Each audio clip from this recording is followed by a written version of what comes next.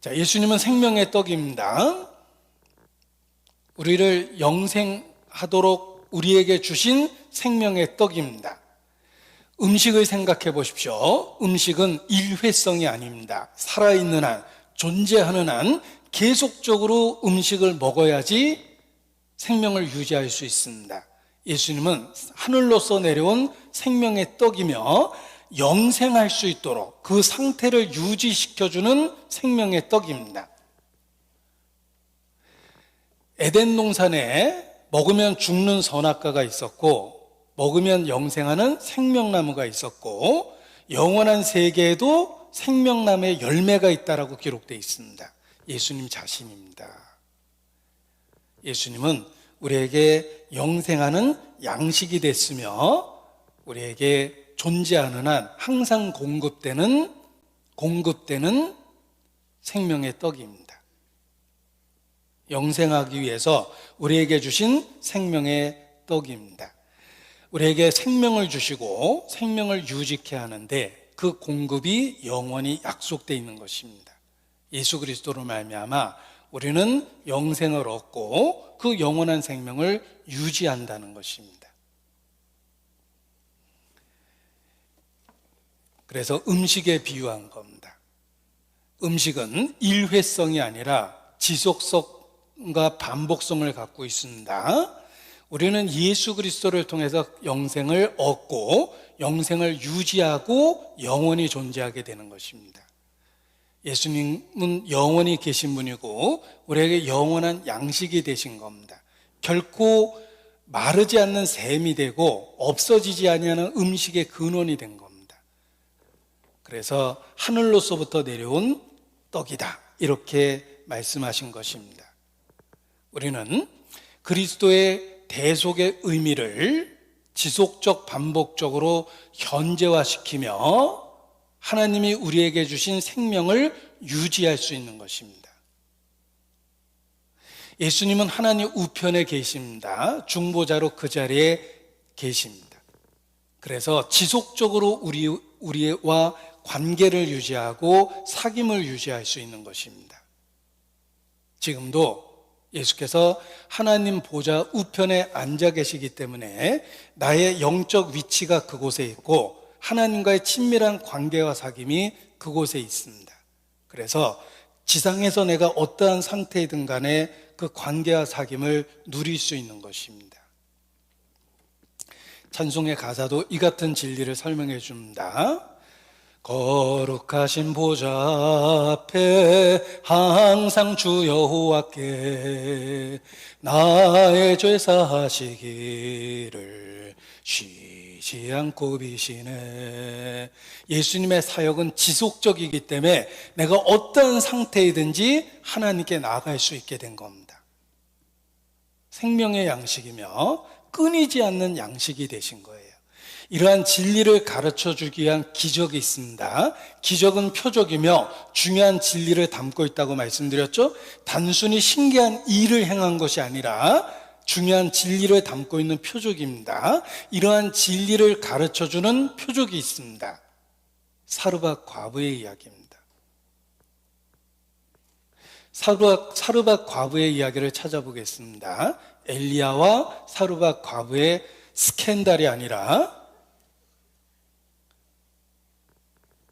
제가 지금 좀 이상한 단어를 썼는데 이 성경을 왜곡시키는 사람들은 똑같은 본문을 갖고 아주 이상하게 이야기합니다. 요나단이 다윗을 사랑했다는 말을 갖고 동성애라고 하고 믿음의 조상 다윗도 동성애했다. 그래서 동성애는 죄악이 아니다라고 주장한 사람이 올 3월에 죽었거든요. 미국의 신학자인데 아마 지금쯤은 엄청나게 후회하고 있을 겁니다. 하나님 앞에서 자기의 동성애적인 성향을 정당화하기 위해서 성경을 왜곡시킨 거예요. 그래서 이 똑같은 본문을 이제 왜곡시키는 사람들이 있어서 제가 조금 충격적인 단어를 좀 써봤습니다. 자, 엘리야와 사르밧 과부의 이야기입니다. 우리에게 영적 진리를 담고 있는 표적에 대한 이야기입니다. 열왕기상 17장입니다. 열왕기상 17장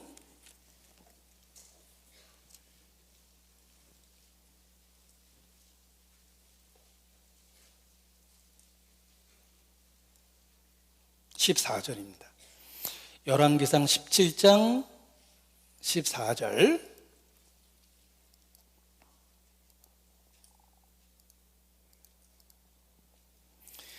이스라엘의 하나님 여호와의 말씀이 나 여호와가 비를 지면에 내리는 날까지 그 통의 가루는 다하지 아니하고 그 병의 기름은 없어지지 아니하리라 하셨느니라. 3년 반의 흉년이 있었습니다. 그 흉년 내내 이 사르밧 과부에게 하나님이 은혜를 주셨습니다. 통의 가루가 다하지 아니하고 그 병의 기름이 없어지지 아니하고 온 가족이 흉년을 견뎌냈습니다. 기적이죠.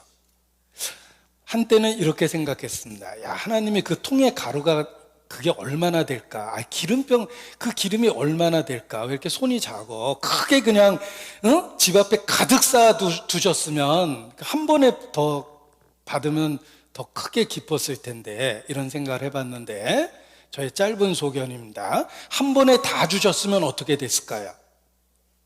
기쁨도 한 번이에요. 3년 반 내내 주셨습니다. 하나님께서 3년 반 내내 자기를 기억하고 있다는 매일의 기쁨을 가질 수 있었을 거예요. 단지 가루가 있고 기름이 있다가 아닙니다. 자기를 잊지 않고 매일 챙겨주신다는 기쁨이 있을 거예요. 그래서 그 기쁨을 흉년이 끝나는 날까지 주신 겁니다. 단 한 번 주신 게 아니라는 거예요. 게다가 한 번에 다 주셨으면 사르밧 과부는 흉년에 틀림없이 강도당했을 겁니다. 야, 거기 양식 있는 얘기 들었어? 틀림없이 소문나서 강도당했을 겁니다. 딱 주실 만큼 흉년 끝날 때까지 은혜를 주신 거예요. 이 사르밧 과부의 이야기, 기적, 곧 표적을 보십시오. 그 표적 속에서 무엇을 보셨습니까? 신기하다가 아닙니다. 그 미천한 한 여자에게 주신 은혜가 나 같은 죄인에게 주신 은혜를 예표하며 우리가 살고 있는 인생은 3년 반의 흉년과 가뭄과 똑같습니다. 우리를 끝날까지 지키실 거라는 걸 약속해 주셨어요.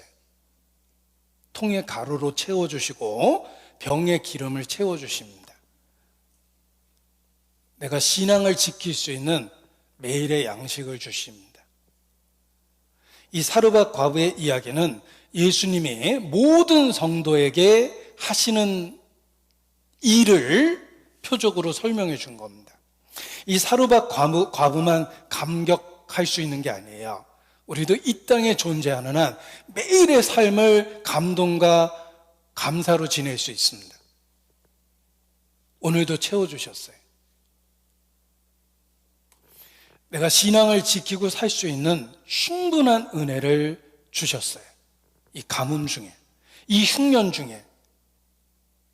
믿지 않는 이웃을 보십시오. 그들은 영적으로 죽어가고 있어요. 자기가 죽는다는 것조차도 깨닫지 못하는 미련함 속에서 죽어가고 있습니다. 그런데 주님은 나를 기억하시고 오늘의 양식을 주셨어요. 주님은 내게 매일 생명의 떡이 되십니다. 그래서 하나님과의 관계와 사귐이라는 영적 생명을 매일 유지시켜주고 계십니다. 이 사르밧 과부의 이야기가 성도에게 주시는 축복에 대한 예표입니다. 그래서 잊지 말라고 흉년 중에 하나님이 떡과 기름을 주신 것으로 비유해 주신 겁니다. 엘리사의 이야기 속에도 있습니다. 이 오병이어의 기적은 엘리사의 이야기 속에도 있습니다. 열왕기하 4장입니다. 구약 성경을 대표하는 선지자는 엘리야와 엘리사입니다. 42절, 열왕기하 4장 42절.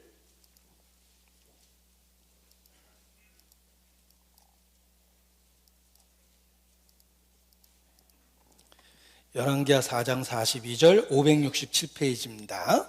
한 사람이 바알 살리아에서부터 와서 처음 익은 식물 곧 보리떡 20과 또 자루에 담긴 채소를 하나님의 사람에게 드린지라.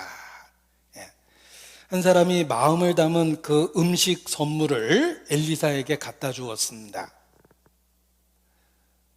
그러나 엘리사는 많은 생도들, 100명 이상의 성도들과 함께 있었습니다. 굶주리고 있는 그들에게 그 음식의 양이 너무 적었어요. 그런데 기적이 일어납니다. 여호와의 말씀에 무리가 먹고 남을 거다라고 얘기를 하셨어요. 43절입니다. 43절. 그 사환이 가로되 어찌미니까 이것을 100명에게 베풀겠나이까 하나 엘리사는 또 가로되 무리에게 주어 먹게 하라. 여호와의 말씀이 무리가 먹고 남으리라 하셨느니라. 적은 양의 음식을 갖고 100명 이상의 무리가 먹고 남은 겁니다. 기적이죠. 이 기적 역시 예수님이 행하시는 오병이어의 기적의 예표입니다.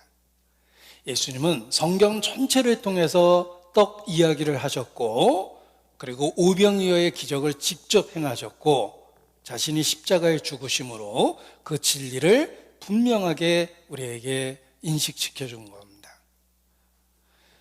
매일의 삶에서 우리는 생명의 떡인 예수님을 먹고 마셔야 됩니다. 예수님의 대속의 사건을 매일의 삶에서 현재화시켜야 됩니다.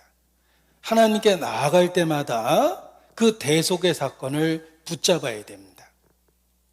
그것이 매일 충분히 먹고 남는 것과 같은 기적을 경험하는 일입니다. 그래서 예수님의 십자가의 사건은 우리가 살아있는 한 우리에게 넘치도록 풍요롭게 만드는 진리 그 자체입니다. 영생하도록 위해서 주신 생명의 떡이라고 선언한 것처럼 우리를 배부르게, 영적으로 풍성하게 배부르게 하는 진리 그 자체라는 것입니다. 그래서 음식은 단 한 번 먹는 것이 아니라 살아있는 한 반복해서 섭취하고 생명을 유지하는 것처럼 생명의 떡 대신 예수님에 대한 진리는 단 한 번 받아들이는 것이 아니라 그 진리를 매일의 삶에서 현재화하는 것입니다. 그래서 우리가 기도할 때마다 예수님 이름으로 기도했습니다라고 일깨우는 겁니다. 매번 주님께 나아갈 수 있는 완전한 자격을 주기 때문에 그렇습니다. 그래서 십자가의 진리는 이 땅에 살아있는 한 우리를 늘 풍요롭게 만드는 진리며 결코 없어지지 아니하는 가루통의 가루와 기름병의 기름과 같습니다. 존재하는 한 하나님이 항상 가득가득 채워주십니다. 그래서 힘들 때마다, 위로가 필요할 때마다, 새롭게 출발할 때마다 우리는 영적 음식을 먹고 새로운 힘을 얻어야 됩니다. 엘리야가 낙심했을 때 그에게 떡과 포도주를 먹이셨습니다. 새 힘을 얻고 그 힘을 통해서 마침내 호렙산에 이르렀다고 되어 있습니다. 우리의 삶이 그렇습니다. 하나님이 우리에게 명하신 그곳에 이르를 때까지, 다다를 때까지 우리는 그 음식의 힘을 의지해서 걷고 또 걸어야 됩니다. 우리에게 주신 그 음식이 예수님 자신이며 대속에 대한 진리라는 것입니다. 열왕기상 19장 엘리야의 이야기입니다. 열왕기상 19장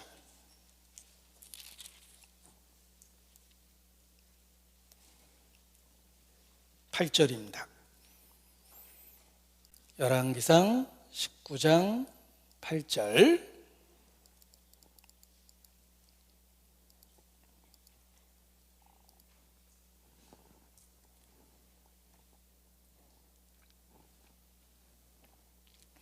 열왕기상 19장 8절 제가 읽고 이렇게 마음으로 눈으로 읽어주시기 바랍니다.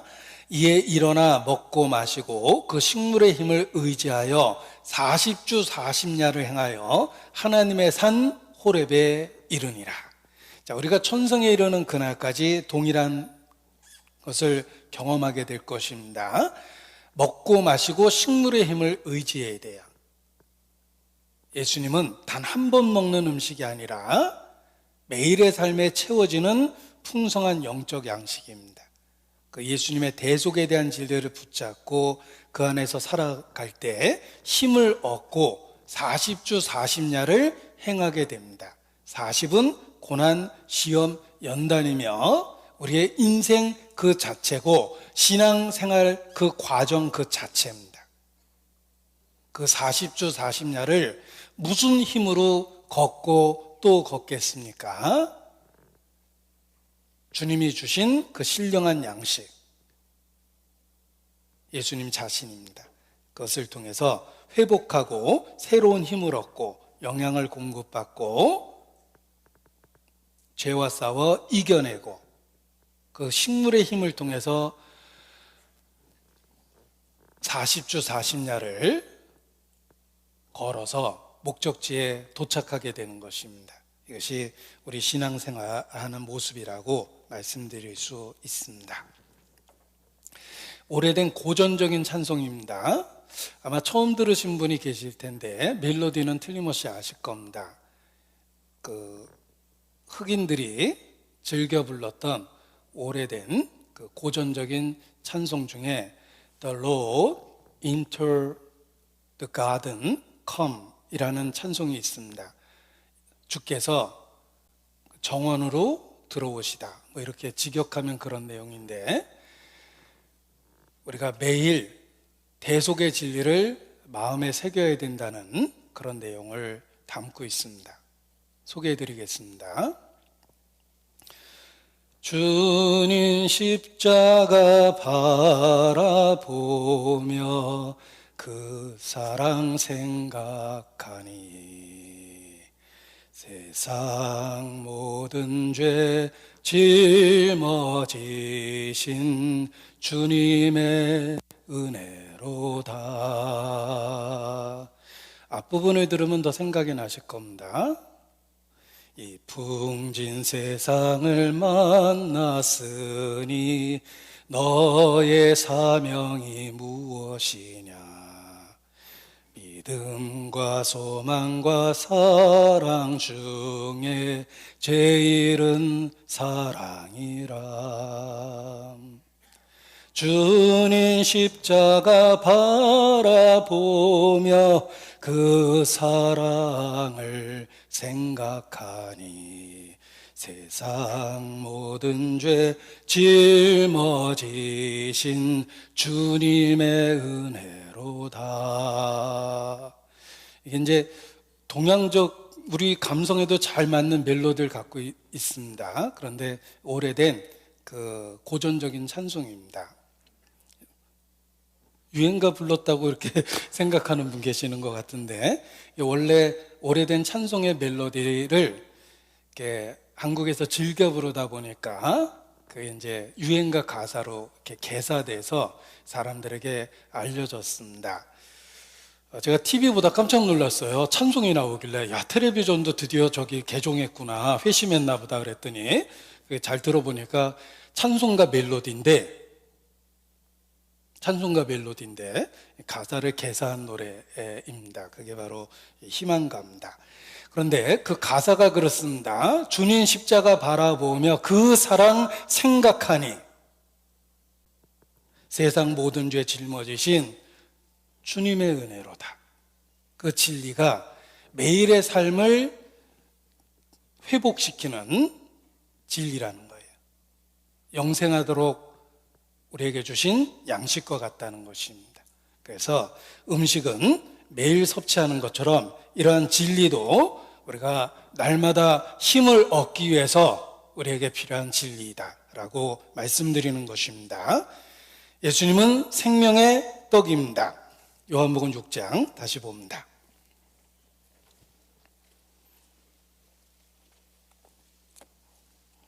요한복음 6장 33절입니다.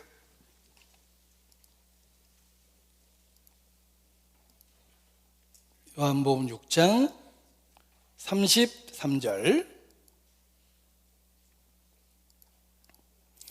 하나님의 떡은 하늘에서 내려 세상에게 생명을 주는 것이니라. 예수님 자신을 이렇게 선언해 주셨습니다. 내가 곧 생명의 떡이다. 살기 위하여 반드시 먹어야 할 것, 떡입니다. 음식입니다. 영적으로 살아남기 위해서 반드시 먹어야 할 것, 바로 생명의 떡인 예수님 자신입니다. 그래서 예수님을 믿을 수밖에 없는 것입니다. 그런데 곡식을 옆에 두고 굶어 죽는 사람처럼, 물가에서 갈증으로 목말라 죽는 사람처럼 스스로 죽음을 선택하는 어리석은 사람들, 그것이 불신자입니다. 불신자는 가장 어리석은 선택을 하는 사람입니다. 그들은 풍성한 양식을 쌓아두고도 굶어 죽는 것과 같습니다. 어린 시절에 들었던 게으름뱅이에 대한 동화입니다. 손 하나 까딱 안 하는 게으름뱅이가 있었는데 아주 좋은 아내를 만났습니다. 아내가 항상 음식을 해서 먹여줘서 좋은 아내 때문에 잘 지냈습니다. 그런데 친정에 급한 일이 있어서 아내가 친정에 다녀올 수밖에 없었습니다. 아내는 남편 걱정이 됐어요. 손 하나 까딱 안 하는 남편이 갔다 오면 굶어 죽을 텐데 어떡할까. 그래서 오랫동안 고민한 끝에 좋은 생각을 했습니다. 떡을 먹을 수 있는 크기로 다 미리 만들어서 손만 까딱하면 떡 하나씩 또르륵 굴러서 앞에 떨어지게 만들어 놨습니다. 그래서 여러 번 가르쳐 줬대요. 여보, 요거 땡기면 떡이 먹을 만큼 똑 떨어지니까 그거 드시고 그리고 계셔야 제가 친정 다녀오겠습니다 하고 잘 가르쳐 주고 친정에 갔다 왔는데 굶어 죽었답니다. 왜냐하면 그 손 까딱하는 것도 안 해봤거든요. 늘 아내가 갔다가 먹였기 때문에 살아남았었는데 아내가 없어지니까 귀찮아서 그냥 있다가 굶어 죽었답니다. 그래서 아내는 이런 남편은 없는 게 낫겠다 하고 새 출발해서 행복하게 살았다, 뭐 이런 제가 만든 이야기가 아니라 어린 시절 할머니 무릎 아래서 들었던 이야기입니다. 아마 우리 할머니가 자꾸 옛날 얘기 해달라고 그러니까 말도 안 되는 이야기를 해준 것 같아요. 아무튼 어렸을 때 들었던 이야기가 너무나 생생하게 지금도 기억납니다. 에이, 그런 사람이 어디 있어, 이런 생각을 했는데 구원 못 받는 불신자가 그렇습니다. 끝까지 구원 못 받고 죽는 사람은 그 옛날 이야기 속에 나오는 가장 게으름뱅이하고 똑같은 거예요. 생명의 떡을 주셨는데 굶어 죽은 거예요. 안 믿는 사람이 그런 최악의 어리석은 선택을 하는 사람입니다. 안 믿는 사람이 그렇습니다. 생명의 떡을 주셨음에도 불구하고 끝까지 안 믿는 사람들, 최악의 선택을 한 겁니다. 요한복음 1장입니다.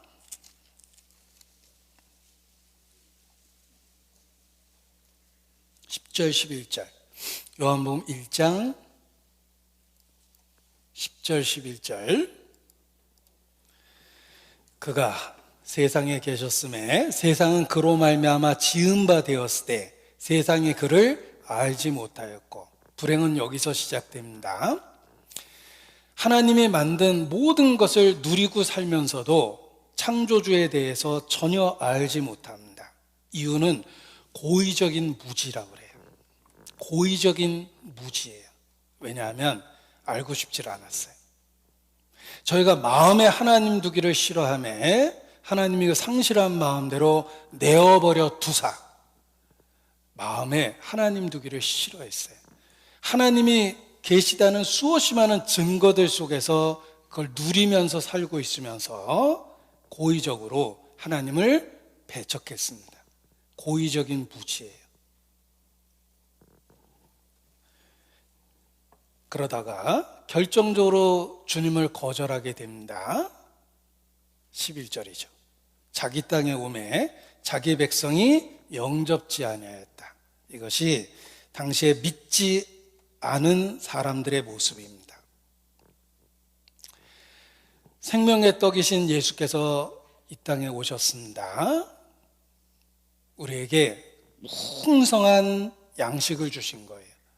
먹으면 사는 양식을 주셨는데 그럼에도 불구하고 끝까지 거절하고 죽는 사람들, 최악의 선택을 하는 것입니다. 그가 자기 땅에 오매 직접 오셨습니다. 그런데 불행은 직접 오신 주님을 고의적으로 의도적으로 거절했다는 것입니다. 그가 자기 땅에 오매 영접지 않았습니다. 좋아하지 않고 고의적으로 배척한 겁니다. 창조주를 부정하고 살았기 때문에 창조주와 관계된 아주 놀라운 진리를 들었음에도 불구하고 별로 관심이 없었고 끝내 거절한 겁니다. 최악의 선택을 한 것입니다. 진리를 거절하니까 자기에게 의미가 없었던 거예요.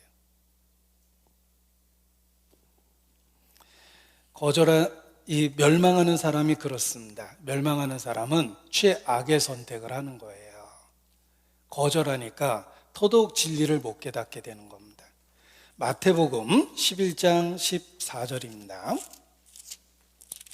마태복음 11장 14절.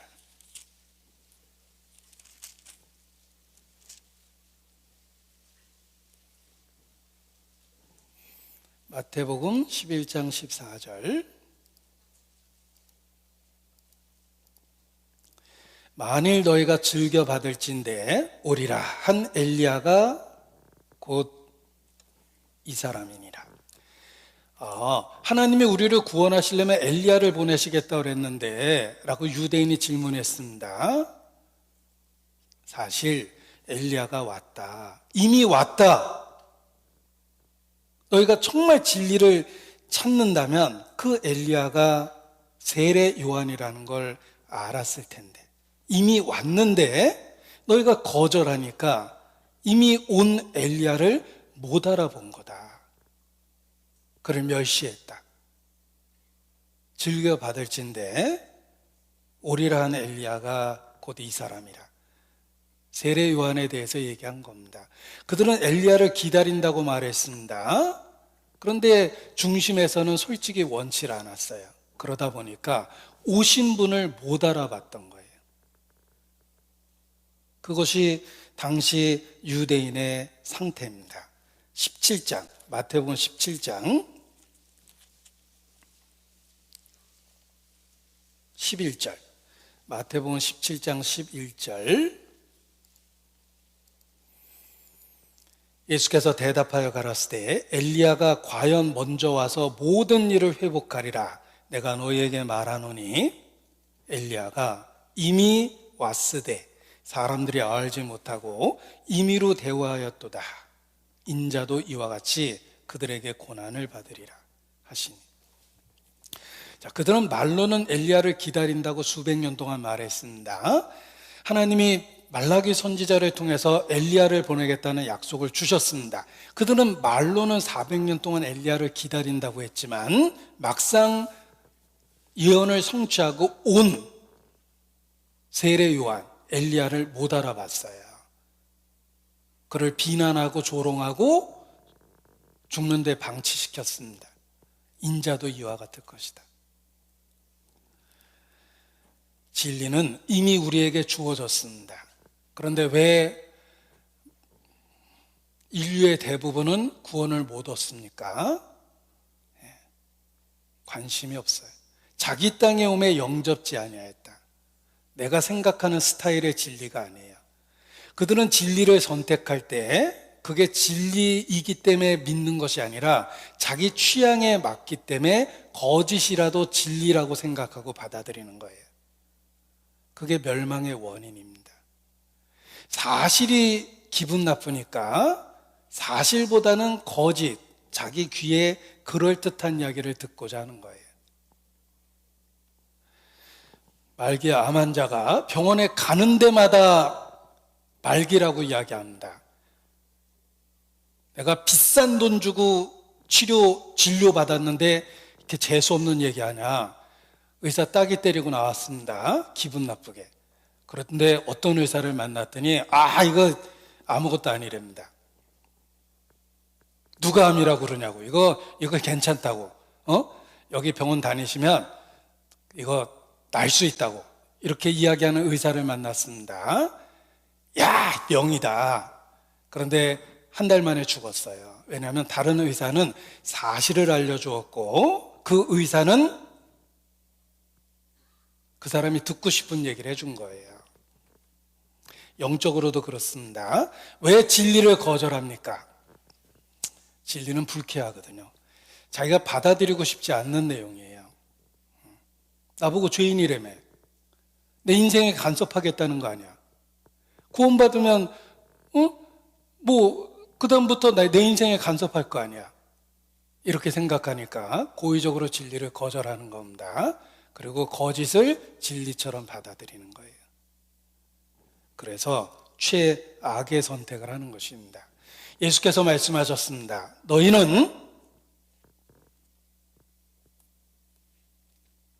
예수께서 말씀하셨습니다. 너희는 내 양이 아니므로 내 말을 믿지 아니하는도다. 주님 자신을 그냥 거부한 거예요. 자기 스타일이 아니라는 거예요. 저분이 메시아인지 아닌지 진실이 중요한 게 아니라 아무튼 현재 내 삶에 방해가 된다는 것입니다. 하나님이 있든 없든 신의 존재를 인정하면 현재 내 삶에 방해가 된다는 것입니다. 그러면서 거절하는 거예요. 그래서 생명의 떡을 주셨음에도 불구하고 스스로 굶어 죽는 최악의 선택을 하는 것입니다. 그래서 진리를 거절하는 데는 고의성이 있다는 것입니다. 그래서 하나님 앞에 서면 결코 용서 못 받습니다. 지옥 가도 할 말이 없어요. 원망해야 될 유일한 대상은 지옥에서 자기 자신이에요. 자기가 어리석었던 거예요. 그래서 슬피 울며 이를갈미 있으리라. 자책이라는 겁니다. 누구한테 탓할 대상이 없어져요. 이 세상에서야 열심히 탓했습니다. 에덴 동산에서 시작됐어요. 너 왜 선악과 먹었냐? 하나님이 주신 여자가 줘서 먹었습니다. 탓할 대상이 있었죠. 여자에게는 넌 어찌하여 그러하였느냐? 아니 뱀이 얘기해서 내가 먹은 겁니다. 탓할 대상이 있었어요. 이 세상에서는 남의 탓하기 쉽습니다. 제가 정치 얘기하는 거 아니에요. 정치 얘기라고 생각하는 분이 많이 계셔서 요즘에는 요새는 남의 탓하는 게 유행이더라고요. 자, 아무튼 영적인 거 이야기입니다. 이 세상에서는 탓할 대상이 많아요. 누구 탓이라고 돌려대면 됩니다. 조상 탓이고 과거 정권 또 정치 얘기네. 네. 누구 탓할 대상이 많죠. 그러나 하나님 앞에 서면 그냥 자책만 남는 거예요. 자기 스스로 고의적으로 거부했기 때문에 멸망하는 것입니다. 환경을 탓할 수 없습니다. 나쁜 환경에서 최선의 선택을 한 사람은 너무 많아요. 인간이 악한 것은 범죄하고 더욱 악한 것은 원인을 다른 사람에게 돌린다예요. 이 세상에서는 악하기 때문에 범죄자도 피해자를 탓합니다. 왜 내 앞에서 알짱거려가지고 나한테 그런 짓 하게 만들었냐, 이렇게 하면서 죽는 사형수 많습니다. 죽는 순간까지 범죄의 원인을 피해자 탓으로 돌리는 거예요. 그러나 기억할 것은 하나님 앞에 가면 자책만 남습니다. 모든 범죄의 원인은 고의적이에요. 불어의지려 함이라. 그게 사실이었지만 그냥 고의적으로 배척한 것입니다. 그런데 왜 고의적으로 배척했을까? 자신의 일상에 집중해서 현세의 것에만 만족했고 그 이상의 것을 원치 않았기 때문입니다. 자신의 일상에 집중하고 현세에 만족하며 그 이상의 것을 원치 않으면 진리를 거절하게 되어 있어요. 노아 홍수 때 왜 심판받았습니까? 성경은 말합니다. 그들이 먹고 마시고 장가들고 시집가다가 홍수가 나서 멸망했다. 네 가지를 얘기했어요. 먹고 마시고 장가들고 시집가다가. 소돔 고모라 때 왜 망했습니까? 성경은 6가지를 얘기합니다. 먹고 마시고 사고 팔고 심고 집 짓다가 망했다. 6가지. 노아 홍수 때 먹고 마시고 시집가고 장가가 다 망했고, 소돔 고모라 때 먹고 마시고 사고 팔고 심고 집을 짓다가 망했다. 4가지, 6가지. 원인은 좀 늘어났죠? 그런데 일상이에요. 그냥 일상이에요. 먹고 마시고 시집가고 장가가고 사고 팔고 심고 집을 짓고 그냥 우리 일상입니다. 그 일상이 전부라고 생각하고 거기에 집중해서 살았기 때문에 진리를 거절한 거예요. 인자에 나타난 날에도 이와 같으리라. 우리의 삶이 어떻습니까? 먹고 마시고 심고 거두고 시집가고 장가가고 사고 팔고 그게 온통 머리에 가득하고 하루의 삶에 가득합니까? 딱 심판받게 산 거예요. 생활의 염려로 마음이 둔하여지고 뜻밖의 그날이 덕과 같이 너에게 임하리라. 큰 죄 짓다가 멸망하는 사람도 있지만 대부분의 사람들은 일상에 집중하고 현세에만 만족하고 그렇게 살다가 망하는 거예요. 우리는 단지 존재하기 위해서 이 세상에 사는 게 아닙니다. 그건 짐승이죠. 우리의 삶은 특별한 목적과 의미가 있고 그 목적과 의미와 연결되어 있어야지 하루하루가 의미가 있는 거예요. 그래서 하나님 없는 삶을 헛되다라고 선언했고 하나님하고의 관계를 통해서 인생은 비로소 목적을 갖는다라고 전도서가 우리에게 가르쳐 주는 것입니다. 이사야서 5장입니다. 이사야서 5장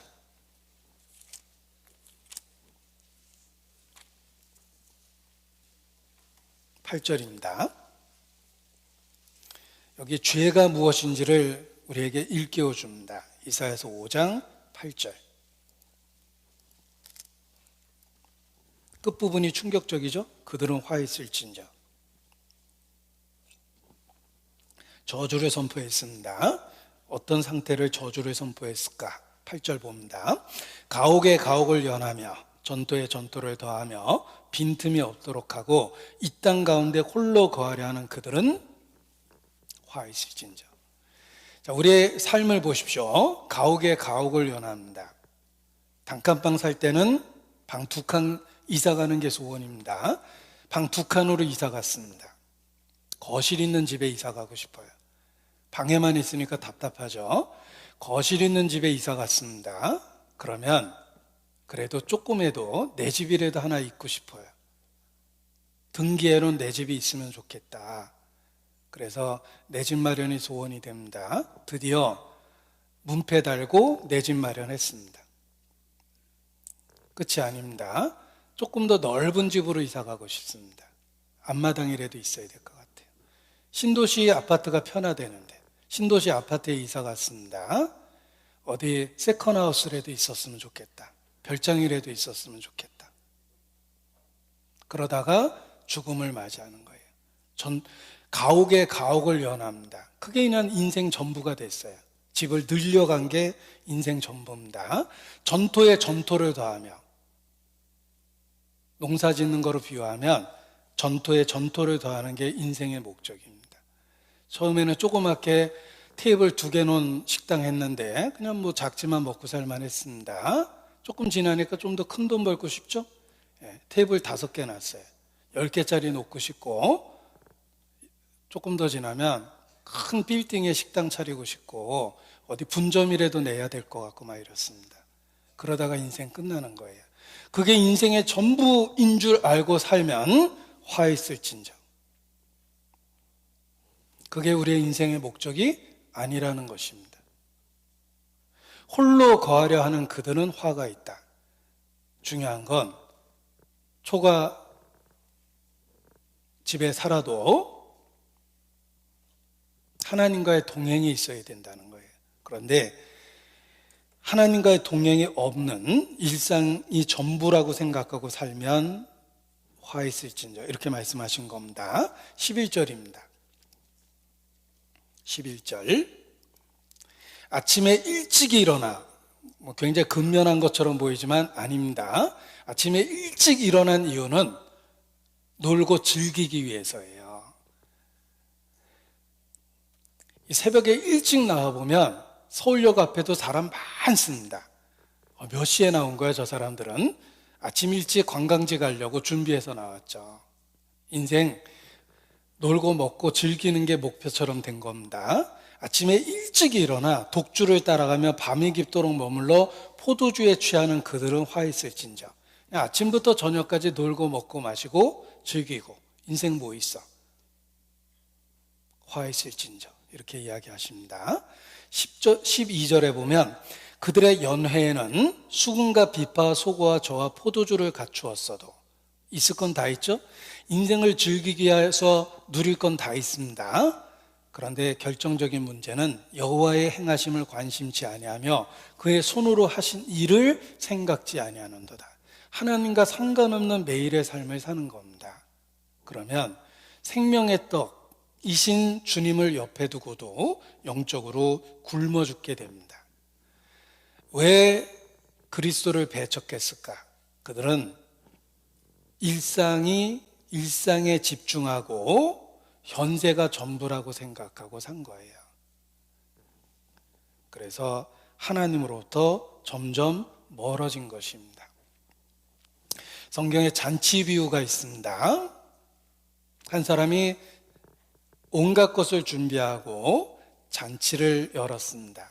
그리고 오래전에 오겠다고 약속한 사람들을 부르러 종을 보냈는데, 한 사람은 돌아보지도 않고, 한 사람은 자기 밭으로, 한 사람은 자기 상업차로 가고, 그 남은 자들은 종을 능욕하고,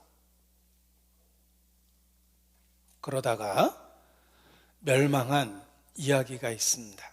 예수님이 하신 잔치 비유입니다. 그들은 준비된 잔치를 멸시했습니다.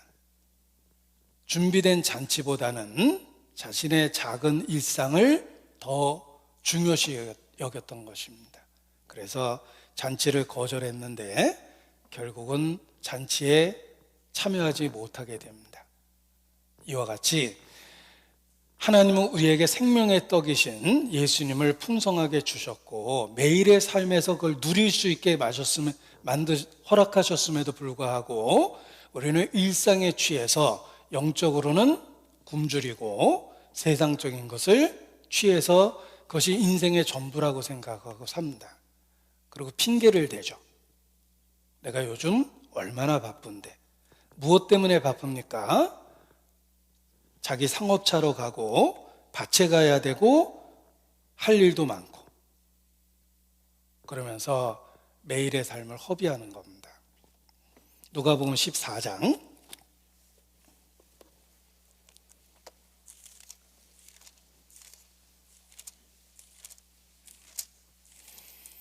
누가복음 14장입니다.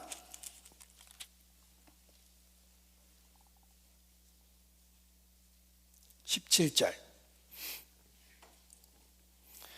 누가복음 14장 17절 말씀부터 보시겠습니다. 잔치할 시간에 그 청하였던 자들에게 종을 보내어 가로되 오소서 모든 것이 준비되었나이다 하매 다 일치하게 사양하여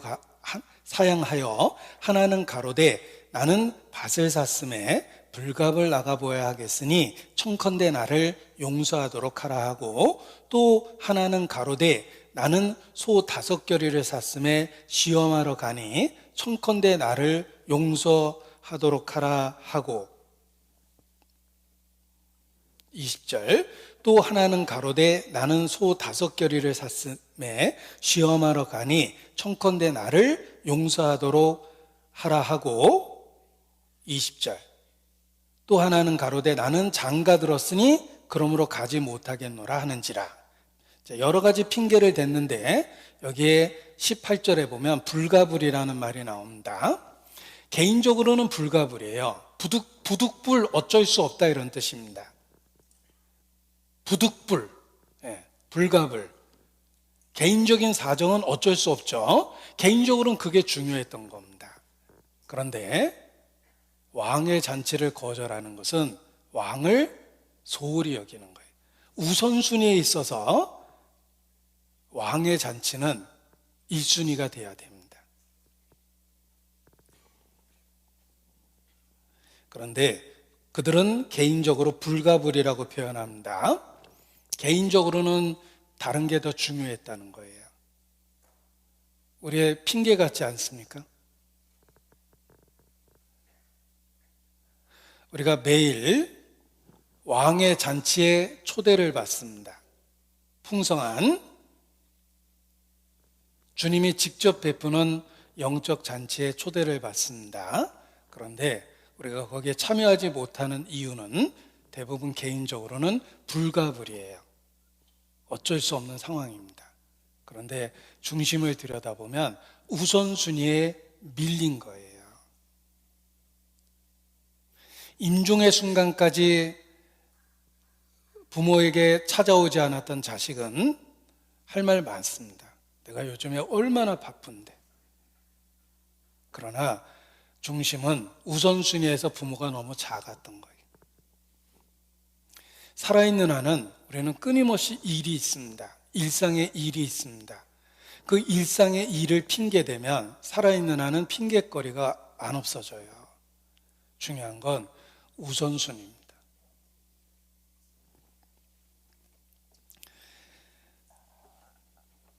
준비된 잔치를 거절하는 것은 최선의 상태에서 최악의 선택을 하는 것입니다.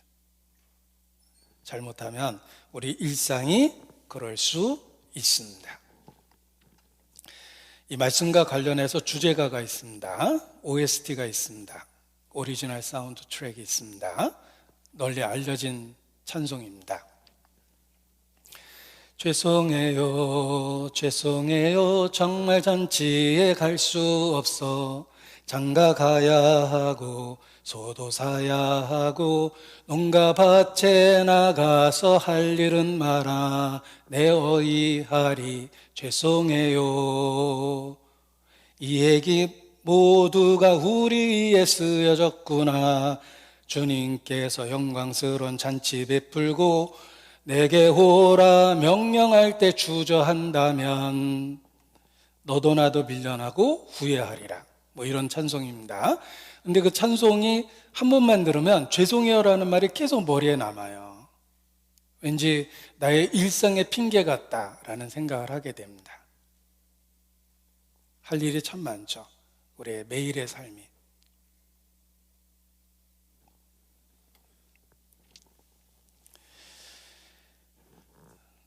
시어머니 그 칠순이라고 시댁에 가자 그러니까 며느리가 오늘 계모임도 있고 오늘 아침에 저기 미장원 가기로 미리 예약도 해놨고 뭐 얘기를 많이 합니다. 본인은 어쩔 수 없다고 생각을 할 거예요. 그런데 시댁 가서 왜 며느라가 안 왔냐 그러니까 오늘 미용실 예약해 놓은 게 있어가지고 못 왔다라 그러면 시어머니가 뭐라고 생각하겠습니까? 그런데 하나님 앞에 우리가 그와 같은 핑계를, 사소한 일을 하나님 앞에 핑계를 너무 많이 대요.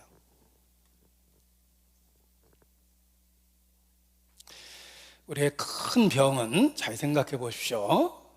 큰 그 병들은 생활 습관과 관련한 병이 많다고 그래요.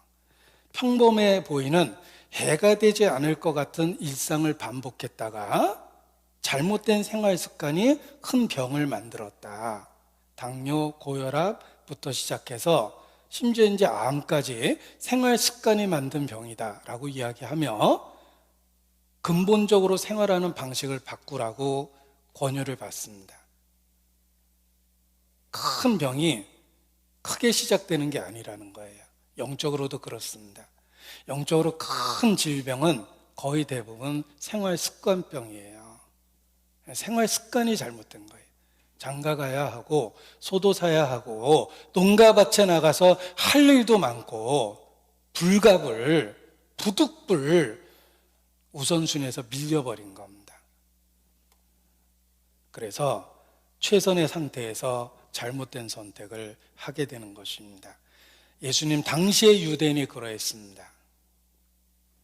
그리고 더 큰 심판을 받은 사람들을 생각해 보면 예수님이 가장 많은 기적을 행하신 곳, 가장 많은 말씀을 베푸신 곳, 그곳이 결국은 더 큰 책망을 받습니다. 예수님은 주로 가버나움에 사셨고 요한복음 6장의 말씀도 가버나움에서 하신 말씀입니다. 그리고 오병이어의 기적은 이웃 마을 벳세다에서 행하신 곳입니다. 이 벳세다는 이웃 마을이며 예수님의 기적을 많이 체험했습니다. 가버나움 사람들은 예수님을 손쉽게 볼 수 있었어요. 그런데 결국은 저주를 받습니다. 특혜에는 책임이 크게 따르기 때문에 그렇습니다. 복음 사역의 중심지 그곳에 있으면서도 끝내 복음을 거절하면 더 큰 심판을 받습니다. 그 옛날 가버나움 사람처럼 벳세다 사람처럼 그러합니다. 보십시오. 마태복음 11장입니다. 마태복음 11장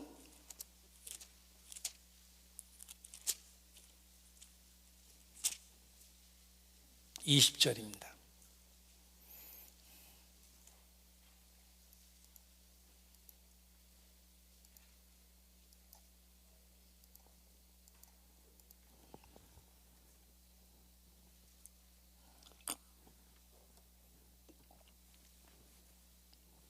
마태복음 11장 20절 예수께서 권능을 가장 많이 베푸신 고을들이 회개치 아니하므로 그때 책망하시되 화가 있을진저 고라시나 화가 있을진저 벳세다야 너에게 행한 모든 권능을 두로와 시돈에서 행하였더라면 저희가 벌써 베옷을 입고 제에 앉아 회개하였으리라. 내가 너희에게 이르노니 심판날에 두로와 시돈이 너희보다 견디기 쉬우리라. 가버나움아. 예수님이 주로 사셨던 지역입니다. 예수님이 가버나움에 이사 오셨거든요. 내가 하늘에까지 높아지겠느냐 음부에까지 낮아지리라. 내게 행한 모든 권능을 소돔에서 행하였더라면 그 성이 오늘날까지 있었으리라. 내가 너희에게 이르노니 심판날에 소돔 땅이 너보다 견디기 쉬우리라. 특혜에는 책임이 있습니다. 하나님의 더 큰 능력을 체험하고도 끝내 복음을 거절하면 더 큰 심판을 받게 된다는 것입니다. 그래서 어떤 의미에서는 복음적인 교회에서 끝내 구원받지 못하는 사람은 세상에 있는 불신자보다 더 큰 심판을 받을 겁니다. 복음적인 교회에서 늘 강조되고 있는 복음을 들으면서도 복음을 끝내 거절한다면 복음을 듣지 못한 사람과 비교했을 때 틀림없이 더 큰 심판을 받게 될 것입니다. 우리 가정을 축소해서 말씀드리면 그리스도인 가족을 두고 늘 구원받아야 된다라는 권유를 받으면서도 끝까지 거부한 사람은 심판날에 소돔 고모라보다 더 큰 심판을 받게 될 것입니다. 특혜에는 책임이 따르기 때문에 그렇습니다. 전주교회는 복음적입니다. 복음적인 전주교회 주변에 있으면서 말씀을 고의적으로 거부한다면 역시 더 큰 심판을 받게 될 것입니다. 고라시나 화가 있다. 예수님이 이 시대에 계시다면 인우동 311번지 사람들아 화가 있다라고 말씀하실 겁니다. 교회당 번지 쏜다. 복음적인 교회를 옆에 두고 교회당 주차장을 자주 이용하면서도 교회에 대해서 비난하는 분들, 이 자리는 없으니까 제가 하는 얘기입니다.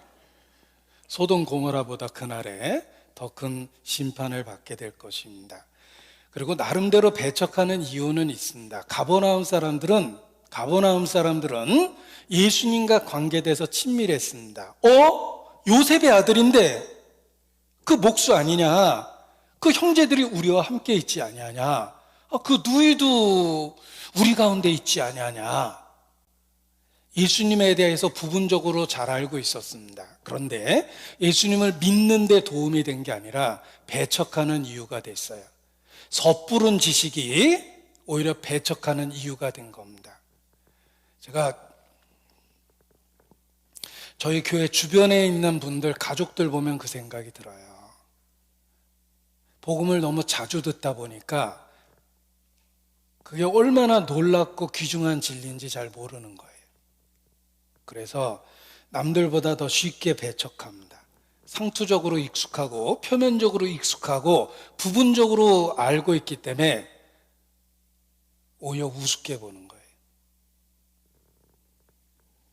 예수님 당시에도 그랬습니다. 그래서 말씀을 가장 많이 들었던 그들, 기적을 가장 많이 체험했던 그들이 오히려 마음이 둔해지고 끝내 복음을 거절한 사람이 많습니다. 지금도 그렇습니다. 복음적인 교회 주변에서 너무 익숙해져서 복음을 겉듣는 분이 많아요.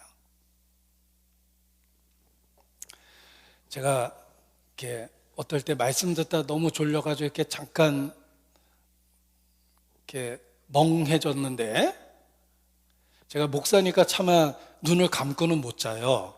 그냥 눈뜬 상태에서 멍해지는 때가 있습니다. 유체 이탈이 이런 건가 뭐 이런 생각을 하는데, 내가 몸 안에 있는지 몸 바깥에 있는지 잘 모를 때가 있습니다. 그런데 그러다가 이렇게 딱 정신 차리고 집중해서 듣는데 옆에 있는 분이 계속 손수건 꺼내서 울고 있습니다. 그러면 양심에 콱 찔려요. 똑같은 상황과 똑같은 말씀을 들었는데 누구는 눈물 나도록 감동을 받았는데 나는 그 상태에서 아무 생각이 없었던 거예요. 도대체 무슨 차이가 그런 엄청난 차이를 만듭니까? 이 가버나움 사람들 보면 그 생각이 들어요. 예수님을 가장 가까이에서 접할 수 있었어요. 예수님의 말씀을 누구보다 많이 들었어요. 기적 누구보다 많이 체험했어요. 그럼에도 불구하고 끝까지 거절합니다. 최선의 상황에서 최악의 선택을 한 사람들이에요. 가버나움아, 화가 있다. 예수님 선언하셨습니다. 그리고 이 말씀의 배경을 다시 한번 봅니다. 요한복음 6장입니다. 예수님이 생명의 떡이라는 이 말씀을 누구에게 하셨을까? 24절입니다. 요한복음 6장 24절.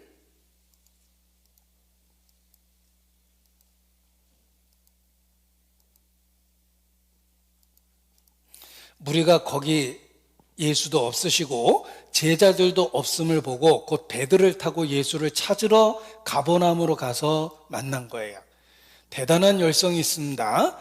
수만 명이 예수님을 따랐는데 오병이어의 기적에 체험했습니다. 그들 중에 많은 사람이 열심히 얼마나 있었는지 예수님을 찾으러 다녔어요. 그래서 예수님을 찾아서 만난 거예요. 그러니까 오병이어에 참석했던 많은 사람들이 1차 테스트를 거쳤다면 2차 테스트에 도달한 사람은 그 중에 일부분이에요. 그들은 열심히 있었어요. 그러나 표적을 보고 예수님을 찾는 그 열심에는 한계가 있습니다. 왜냐하면 결국은 진리를 듣고 그들이 거절했기 때문입니다. 저는 성경 전체에서 가장 슬픈 구절이라고 생각합니다. 어떤 구절이냐면 우리 666 그러면 섬뜩하죠. 사탄과 관련되어 있는 숫자이기 때문에 그렇습니다. 성경에서 가장 슬픈 구절은 666이에요. 요한복음 6장 66절입니다. 찾겠습니다. 계시록 13장의 666이 아니고요. 요한복음 6장 66절입니다. 성경에서 가장 슬픈 구절이라고 생각합니다. 최악의 선택을 한 구절이에요. 오늘 제목은 최선의 상황에서 한 최악의 선택입니다. 이 구절, 오늘 제목과 맞는 구절이기 때문에 66절은 같이 읽겠습니다. 이러므로 제자 중에 많이 물러가고 다시 그와 함께 다니지 아니하더라. 그들은 인생 일대의 최악의 선택을 했습니다. 오병이어의 기적도 체험했고 예수님이 생명의 떡이라는 진리를 들었음에도 불구하고 그럼에도 불구하고 예수님을 떠났습니다. 최선의 상황에서 최악의 선택을 한 거예요. 성경에서 가장 슬프고 불행한 구절이라고 생각합니다. 이러므로 제자 중에 많이 물러가고 다시 그와 함께 다니지 아니하더라. 이것이 표적 신앙의 한계입니다. 기적을 보고 놀랄 수 있습니다. 부분적으로 하나님의 말씀을 듣고 감동받을 수 있지만 근본적인 진리를 끝까지 붙잡지 않으면 잠깐 믿다가 떠나갑니다. 최악의 선택을 한 거예요. 지금도 복음적인 교회에 참여하고 한때 감동도 받고 동참도 했지만 결국은 믿음을 떠난 사람들이 있습니다. 666이에요. 똑같은 선택을 한 거예요. 이러므로 제자 중에 많이 물러가고 다시 그와 함께 다니지 아니하더라. 최악의 선택을 한 겁니다. 형제들아, 누가 믿지 아니하는 악심을 품고 살아계신 하나님께 떨어질까 염려하라. 믿지 아니하는 악심을 품으면 한때 감동받았던 진리, 공감했던 진리를 끝내는 저버립니다. 그리고 그들이 우리에게 속하지 아니함은, 그들이 우리에게서 나갔으나 우리에게 속하지 아니함은 우리에게 속하지 아니한 것을 나타내려 함이니라 라고 말씀하셨습니다. 함께하지 않는 것은 그 진리가 자기 게 아니라는 걸 스스로 나타낸 거예요. 우리에게 진리가 있는 한 우리가 끝까지 함께해야 됩니다. 저희가 우리에게서 나갔으나 우리에게 속하지 아니함은 우리에게 속하지 아니한 것을 나타냈다라고 되어 있어요. 우리에게 진리가 있는 한 우리는 끝까지 성령의 하나 된 것을 지켜야 됩니다. 저버리면 안 됩니다.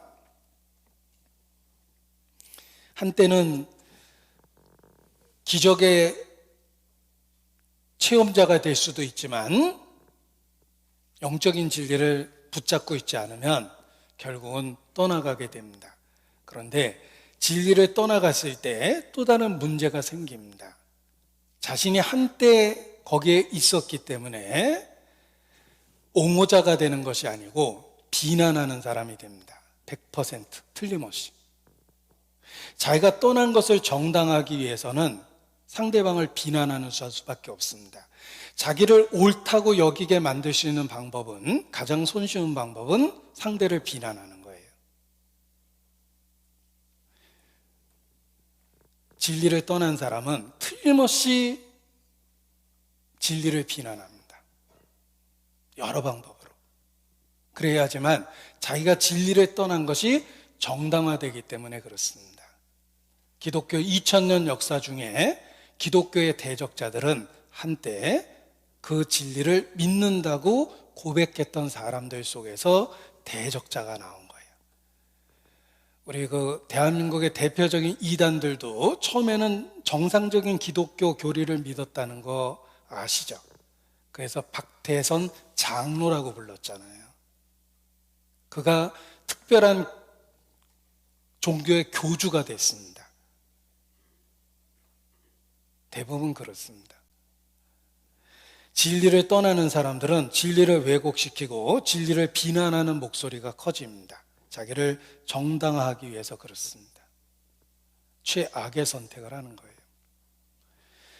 그리고 더 치명적인 것은 가룟 유다입니다. 가룟 유다는 끝까지 12제자 중에 속해 있었습니다. 다 떠나갈 때 가룟 유다는 남아 있었습니다. 그러나 중심에서는 여전히 진리에 대해서는 외인이었어요. 예수님은 처음부터 가룟 유다를 아셨습니다. 가룟 유다는 결국 예수님을 은 30에 팝니다. 가룟 유다도 12제자 중에 하나였지만 최선의 상황 속에서 최악의 선택을 한 거예요. 진리를 팔았습니다. 가룟 유다가 얻은 것은 은 30입니다. 잃어버린 것은 무엇입니까? 은 30과 비교될 수 없는 모든 것을 잃어버렸어요. 차라리 태어나지 않은 것이 제게는 좋을 뻔했다. 가룟 유다는 진리를 거절하고 배반했을 때의 결과를 보여줍니다. 그가 얻은 것은 무엇입니까? 은 30. 잃어버린 것은 무엇입니까? 모든 것을 잃어버린 거예요. 태어나지 않는 게 낫다고 그러셨죠. 또 가룟 유다는 예수님을 판 은 30을 잠깐 갖고는 있었어요. 그러나 결국 한 푼도 못 쓰고 죽었어요. 진리를 팔면 그렇습니다. 그 이익을 잠깐 갖고 있는 것처럼 보이지만 한 푼도 못 쓰고 죽습니다. 강도질까지 해서 돈을 뺏은 사람 며칠 뒤에 체포됐거든요. 한 푼도 못 씁니다.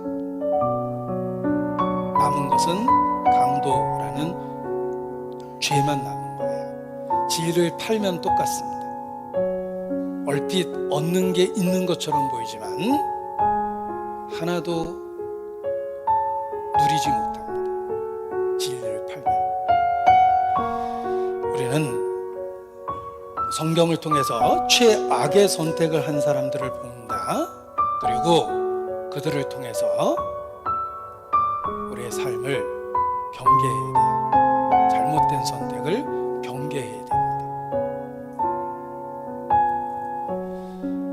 오병이어의 기적은 예수님 자신에 대한 진리를 설명해 준 겁니다. 예수님은 생명의 떡이며 한 사람이 먹을 수 있는 분량으로 5,000명 이상을 먹이셨듯이 한 사람의 희생과 죽음을 통해서 온 인류가 구원받을 수 있다는 진리를 우리에게 가르쳐 주신 겁니다. 예수님은 생명의 떡입니다. 그리고 이 땅에 존재하는 한 우리를 늘 회복시키고 새로운 힘을 주는 결코 마르지 않는 통의 가루와 같고 사라지지 않는 통의 기름과 같습니다. 우리를 늘 영적으로 배부르게 풍요롭게 만들어줍니다. 예수님은 생명의 떡이기 때문에 그렇습니다. 우리가 나머지 삶은 이 생명의 떡인 예수님을 사람들에게 알려주고 나눠주는 역할을 하는 겁니다. 제자들이 예수님이 떼신 떡을 무리에게 나눠준 것처럼 우리가 해야 될 일이 그러합니다. 기도하시겠습니다. 아버지 하나님, 생명의 떡이신 예수 그리스도에 대한 진리를 여러 방법으로 우리 마음에 확증시켜 주심을 감사를 드립니다. 우리의 삶 속에 그 진리가 항상 머물고 그 진리로 힘을 얻고 회복되는 가운데 신앙생활 할 수 있도록 늘 도와주시기를 주님께 간구합니다.